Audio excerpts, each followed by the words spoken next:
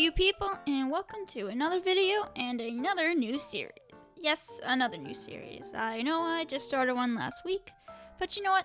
I like to change things up. Keep you guys on your toes. Keep things from getting stale and boring. And I'm going to be calling this new series World's Edge, which is basically a series of me world building my world. A series on world building, that's basically what it is. For some context, I have OCs. And those OCs live in a fantasy world different from ours. It's like a completely different world. It's like not even Earth. So, in this series, I'm going to be creating, designing, and writing things for this world I'm creating.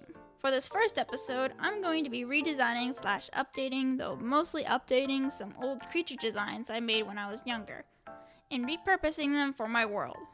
I'll also be telling you guys about how these creatures work and their behaviors and where they live. So why don't you grab your field journals and your maps and let's get exploring. Before we get into the actual creature designs, I'm going to be explaining a few things about what I've already done with this world so you guys can better understand when I explain things about the creatures. This world is called Prelo, and Prelo has 6 continents. They're like very big continents and one giant archipelago. Their names are Deserta continent, the Valk continent, the Jaya continent, the Ardbeidwing continent, the Mizu archipelago, and the Zima continent. I will go more into depth on each of these places in other videos, but for now I'll just give you guys the basics for each continent that will be relevant in this video before I talk about the creature I'm redesigning. Now, my OCs are anthropomorphic animals, and even though they are anthro-animals, the world that they live in still has other creatures living in this world called biofaun. The name might change because I am not 100% on board with it, but for now it's just kind of a placeholder name. I don't know, I might keep it, we'll see. And the people of this world, which are the animals, the anthro-animals, are called Preloians, also might change. So in short, the animals are people of this world, and the biofaun are the animals of this world. I really hope this makes sense. In this video, I'm going to be redesigning 3 creatures, and these creatures are going to be biofaun that inhabits one of the 7 places that I mentioned earlier. However, 2 of these creatures are going to be living on the same continent, so for this video, I will only be briefly mentioning 2 of the continents. The first biofaun I will be designing is called the Kvas. Now, the Kvas is a creature that lives in the Valk continent. The Valk continent is a continent that is mostly known for having a cloud sea, also known as the Nubis Sea. And this sea sits in the middle of the continent. In this cloud sea, there are these floating islands called the Floating Isles. And this is the Kvas' main habitat and where they live. They are herbivores that have a diet of mostly grass and branches, from trees. Despite having wings, they don't really fly that often, only doing so to travel to find food and to get away from predators. They usually have these very stocky builds that allow them to have this great strength for pulling and carrying things, and also for fighting too. Because these guys are herd biofaun, which means they stick in strong and large groups. It's usually the male's job to defend the herd from predators and to protect the female and the young. So the males usually have these large horns that they use defending and also to fight off competition from other males. Although there are many of them out in the wild, they are most commonly found on farms because farmers use these guys for livestock because Kvas are the main source of meat on the Valk continent. When I first made these creatures, they were definitely a lot more dinosaur-like, as you can tell by the picture in the corner. They had these long necks and just generally a dino build. But I decided this time around to make them more stocky and almost more cow-like, as you can tell, and I'll get to that later. I kind of kept the original color scheme by using browns and greens, but instead I made it less saturated and definitely more brown and green this time around. I heavily based these creatures off of cows, and that's probably why they kind of look like cows, including their name. The word "koe" is the Dutch word for cow, and "aves" is the Latin word for bird. So their name basically means cowbird. Which is fitting because, like I said earlier, Kvas are the prime source of meat and livestock in the Valk continent.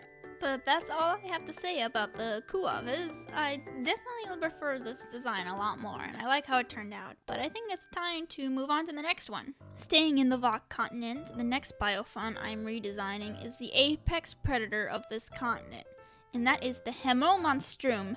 The Monstrum is a skyobiofaun with 4 large wings and razor-sharp talons.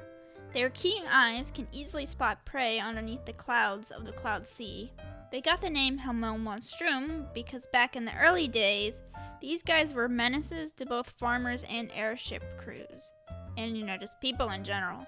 The word Hemel means sky in Dutch. I think it could also mean like heaven, just airspace too. And Monstrum means monster in Latin.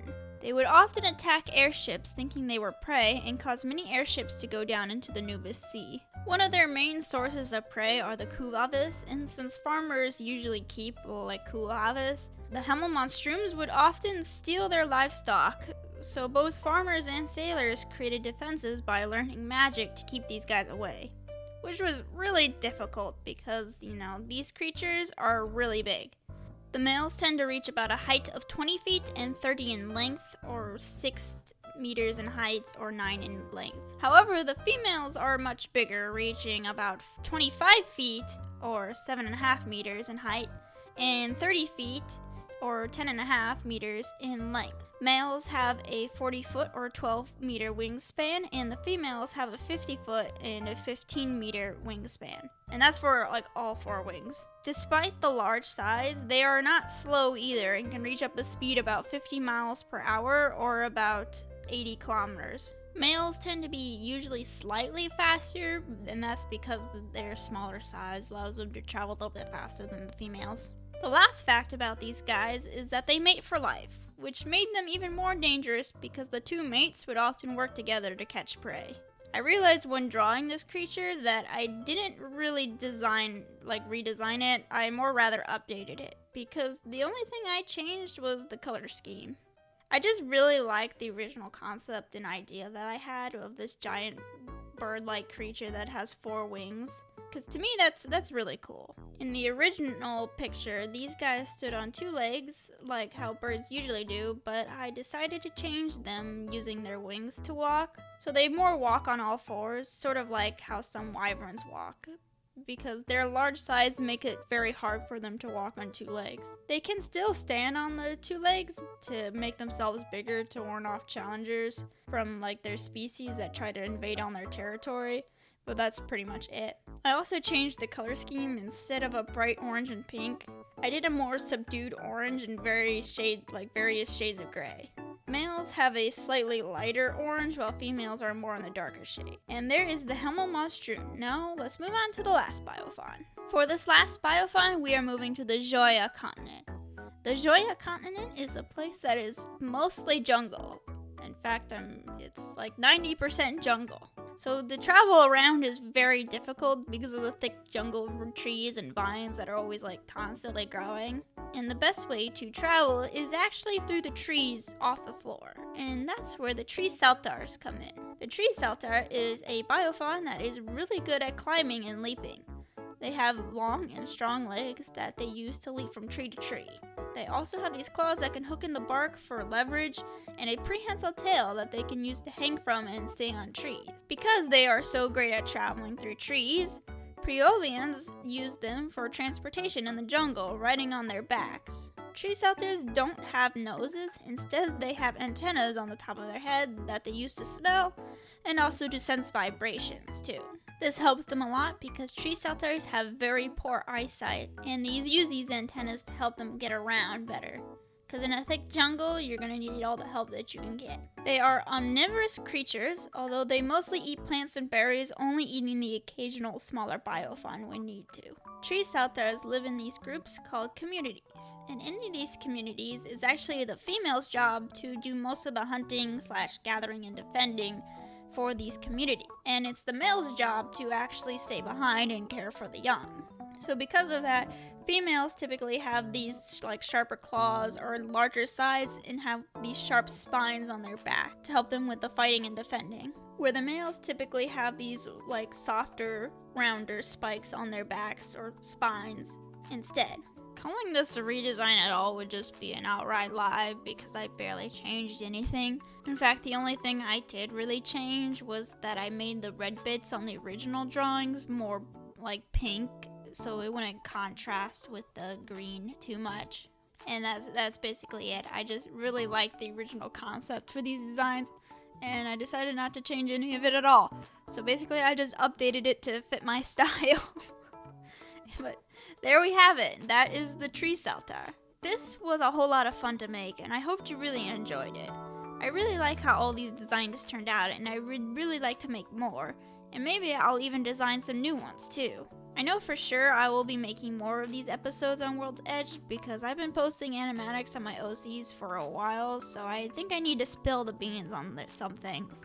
Let me know which one out of these designs is your favorite. I don't know which one's my favorite because I am biased on the situation, and they're all my favorite, but I think for now I need to wrap this up. So I will see y'all in the next one. Goodbye!